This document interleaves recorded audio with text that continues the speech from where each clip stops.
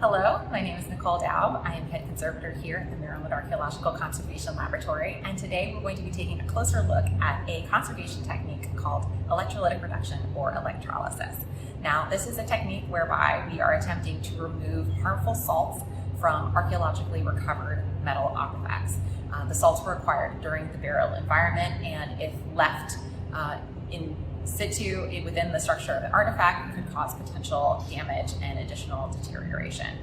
So this is actually a technique that we don't often employ because it is hard to control. It requires special monitoring equipment, and you have to have a real understanding of each individual artifact to determine if it is appropriate for that object. So it is not something that we recommend anyone attempt at home, and it is something that really requires the attention of a trained conservator. So in place of an artifact today, we are going to be using a modern silver-plated spoon.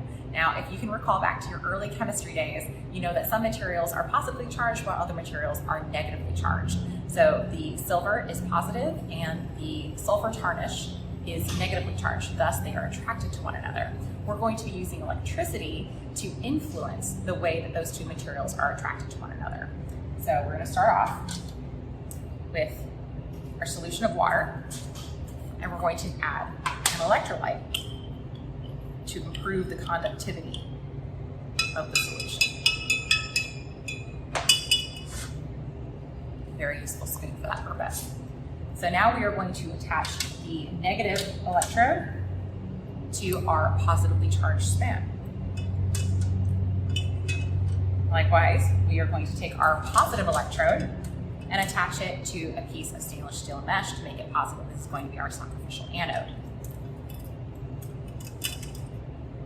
So when we turn on the electricity, we have now made our spoon negatively charged. The negative tarnish is no longer going to be attracted to the surface, and it is instead going to be attracted to the highly positively charged sacrificial anode. So if you can please direct your attention to the surface of the spoon, we're actually going to be using a much higher voltage and amperage than we would tend to employ on an archaeological artifact, but we're trying to speed up the reaction so that you can see the process very quickly. So here we go.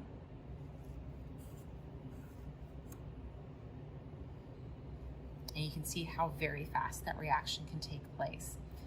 Now, the bubbles that you see rising from the surface of the spoon, that's hydrogen gas.